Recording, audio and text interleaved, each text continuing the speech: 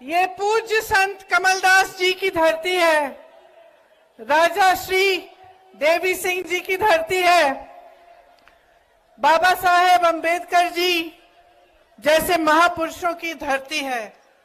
यहाँ आकर मुझे बहुत गर्व हो रहा है और सबसे ज्यादा गर्व इस बात का है कि ये आपकी धरती है।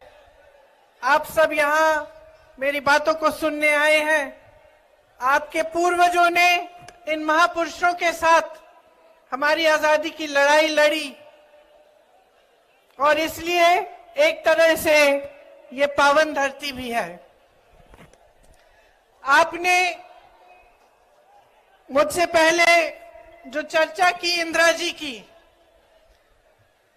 आप सब जानते हैं कि मैं इंदिरा जी की पोती हूं। इसमें ताली बजाने की,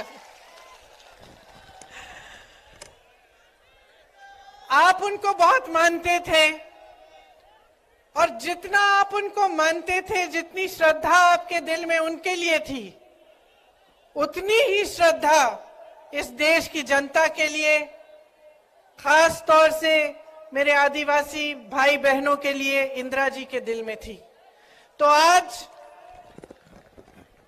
उनके गुजर जाने के 30 साल से ज्यादा गुजर गए हैं, लेकिन आप फिर भी उन्हें याद इसलिए करते हैं क्योंकि आप जानते हैं कि उनके दिल में आपके प्रति जो श्रद्धा थी वो एक गहरी और असली श्रद्धा थी।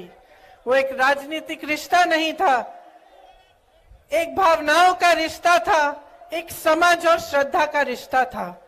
वो समझती थी कि आपकी संस्कृति क्या है, वो समझती थी कि आपकी संस्कृति पूरी दुनिया और मानवता की एक मूल संस्कृति है। प्रकृति की रक्षा, प्रकृति का आदर, चाहे जंगल हो, चाहे जल हो, चाहे जमीन हो, चाहे जानवर हो, सबका आदर करते हुए आपने अपने जीवन जिए और हमेशा कहती थी कि यही संस्कृति इस दुनिया की सबसे अच्छी संस्कृति है। तो उन्होंने कभी आपकी संस्कृति को बदलने की कोशिश नहीं की, उस पे कुछ थोपने की कोशिश नहीं की, हमेशा उसका आदर किया और उसी की तहत आपके लिए उन्होंने नीतियां बनाई। इसी तरह से चाहे पंडित जवाहरलाल नेहरू थे, चाहे उसके बाद राजीव गांधी जी थे, उन्होंने भी इसी तरह से आपकी संस्कृति का आदर किया।